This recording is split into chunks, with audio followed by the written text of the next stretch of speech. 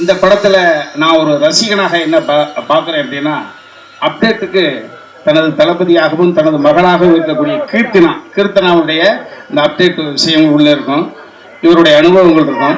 அதை தாண்டி பார்த்திபன் சார் அப்படின்னா அடித்தட்டு மக்களுக்கும் அவர் யாருன்னா ஒரு அற்புதமான கவிஞர் அப்படின்றது தெரியும். இந்த படத்துல மொத்தம் 7 பாடல்கள், 7 பாடல்களையும் அவரே எழுதியிருக்காரு. 7 ஸ்வரங்கள் மாதிரி 7 பாடல்கள். இந்த படத்தோட அளவுகோல் என்ன? டீன்ஸ் அப்படின்னா பருவம்.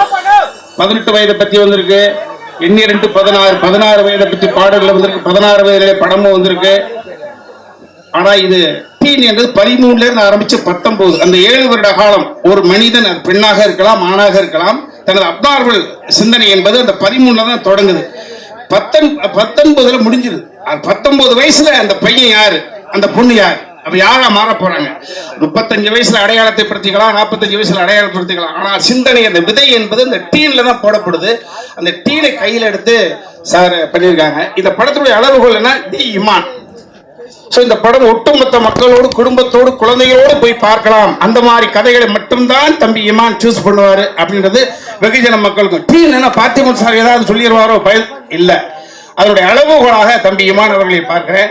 ஸோ ஒரு அற்புதமான இந்த நம்ம மேடையில் பார்த்துட்டோம், காலையில இருந்து ஒரு விஷயம் நடந்துகிட்டு இருக்கு, அதை பார்த்துறோம்.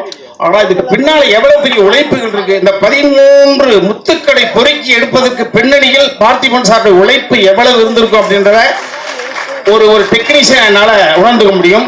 13 இன்றைய நிலைக்கு புதிது. படம் வந்த பிறகு அந்த 13 அற்புதமாக பறந்து தெரியும் பருவச்சிட்டுகளாக இருக்கும். ஆமா, இந்த 13 குழந்தைகளை பெற்ற தாய் தந்தையர்கள் என்பது மிகப்பெரிய புண்ணியம் பண்ணியிருக்காங்க. முதலில் தனது குழந்தைகள் போல் நேசித்து ஒரு அடுத்த கட்டத்துக்கு அழைத்து போறாங்க. சோ அந்த 13 குழந்தைகள், அவர்களுடைய அம்மா அப்பா அத்தனை பேருடைய பிரேயர் இந்த டீன்ஸ் படத்துக்கு இருக்கு. டீன்ஸ் நிச்சயமாக எப்படி மஞ்சுமேல் பாசி எப்படி உலகளாவிய அளவுக்கு ஒரு மிகப்பெரிய பொருளை கொடுத்திருக்கோம், தமிழ் படத்தினுடைய நிகழ்கால அடையாளமாக நிச்சயமாக டீன்ஸ் இருக்கும்.